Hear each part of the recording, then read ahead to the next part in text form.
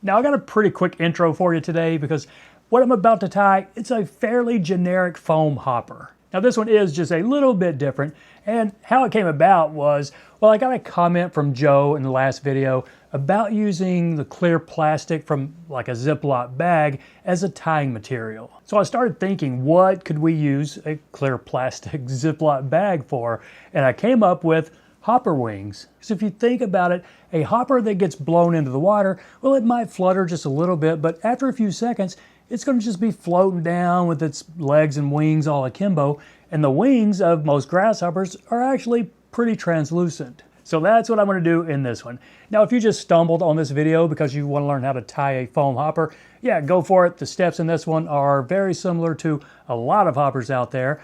And you don't have to use the clear plastic slips for the wings. You could use something like turkey slips or even just crystal flash. But I'm going to try this and just use some slips that I cut from a clear plastic Ziploc bag. Now, I have no idea if this little step is going to make this a more effective fly. Chances are it's not going to make a big difference. I mean, this is kind of an experimental pattern, but you know, I am looking forward to getting out there and giving it a try. So there it is in the vise, what I'm calling the sandwich bag hopper, which is very similar to a standard hopper I often tie, but the only difference is that I'm using little slips of a Ziploc bag for the wing instead of something like a turkey. Now I'm tying this on a size 8, it's 3X long curved shank hook, and I will tie this pattern like this in a 6 or an 8. And for the thread, I'm going to use an olive, just because that's the color of body I'm using. I think black would probably be just fine here.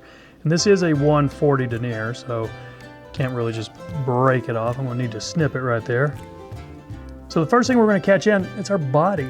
And I'm going to use a foam in two-tone. I just glued a couple of pieces of 1.5 millimeter together, a tan and an olive.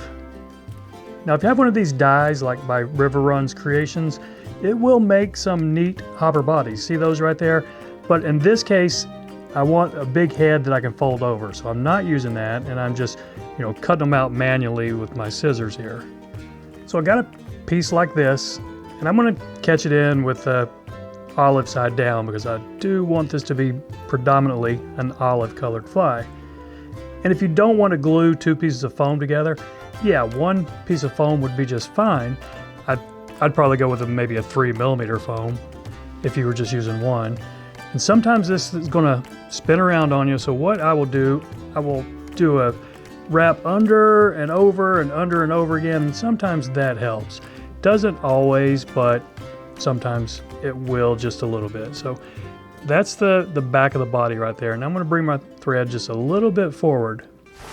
What we have in Maryland, a lot of our hoppers have a light colored belly. It's either white or sometimes yellow. So I'm going to use some white chenille here. I think you could use dubbing here or yarn, and you could probably just use thread. But I'm going to catch that in and bring my thread up as far as I want that middle segment to be, which is about maybe right there. So that's going to be the biggest segment of this thing. And I'll just wrap this up until I get to my thread here.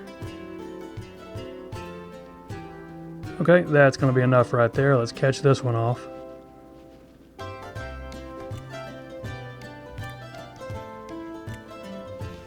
Now I'm going to fold this over, and that's going to make the middle section of this fly.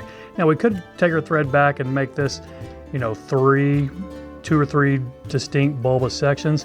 But I don't think that's necessary. So what I'm doing here, medium wrap, and then a little bit tighter, and then a couple more wraps. And now after I've got a few down, I can go really tight. And I do it that way so that I don't risk my thread cutting through that foam right there. Okay, so I think we're going to be fine right there. Now the next thing I want to catch in is going to be these new wings. So I've taken just a little Ziploc bag here, and a couple of them I did earlier. I took a brown Sharpie and made some cross hatching. I don't think that was necessary at all.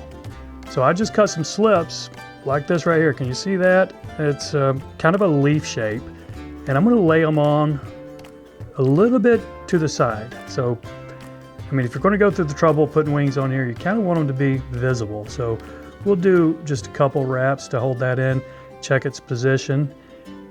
And yep, that one's coming off to the side, kind of like I want. Now I'll do one more, sort of coming off on this side. Okay, those are coming off kind of a little bit askew there, but I think we're going to be just fine. So if you're happy with position, put a couple of tighter wraps right there to really lock them in. And now we'll snip this excess right here. You don't have to snip it too short, but you know, you don't want a big long piece sticking out either. And next thing I want to catch in, some white calftail. Now, I thought about doing something like snowshoe hare's foot, but it just wasn't long enough. And if you're wondering how necessary this is, well, it's going to make it a lot more visible for us. The fly will float fairly well, but it won't float real high. So something like this, even a small tuft of white like this, it's going to make it a little bit buggier, and it's going to make it much easier for us to see. So I've got a fair sized tuft right there. Now I'm going to snip off the front, probably not quite as short as I can get it, but fairly short. And so doing it like that, you can kind of push these up and then take a couple of wraps right in the middle of them, and it will really just help lock that wing, that overwing in. So make sure I didn't spin it around too much. I want it coming off a little bit to each side. See what the fish is going to see. Is that, yeah, that should be fine right there. Now it's time for some legs, just simple little rubber legs. And I'm using an olive with barred black bars on it. I think anything would be fine here. You know, even brown would be pretty good here. So I want to do 2 not tight wraps, kind of loose wraps right there, just so I can maneuver these around, get my position on them. I want them to come off the sides and a little bit down. So let's go ahead and snip this long piece right there, and I'll trim them to size here shortly. But after you've gotten the position you want, we can just go ahead and put a few extra wraps right here, and these can be fairly tight. So now I'm going to open this front piece up right there, and now I'm going to fold over my head. So leave it kind of bulbous, see right there, but not so far that you won't be able to get your tippet up through the eye. But I've got it folded back, and I'm going to do kind of loose but kind of medium wrap right there. And now after 2 or 3 wraps, I can go back and put some tighter ones.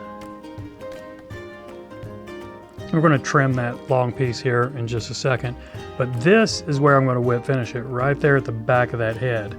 Now, if you have a whip finish tool that's big enough to do that, great. If not, probably have to do it by hand. So I'm going to do this one by hand, and it won't even be that easy because you kind of have to maneuver it around these legs here. Okay, I got a 4 turn in there. That should be just fine. Now I'm going to snip this to size. You could kind of cut it at with a little V if you want, or just cut it straight off. I don't think it really matters. There we go. We got a little V up there, and now those legs a lot longer than I want. So we'll trim them. I want the front ones just a little bit shorter than the back. And there we go. Sandwich bag hopper. If you want to use head cement or super glue, I would just put a drop right there on the underside where those thread wraps are and let it wick on through. So that's it, my friends. I appreciate you watching. Y'all take care, and we'll see you next time.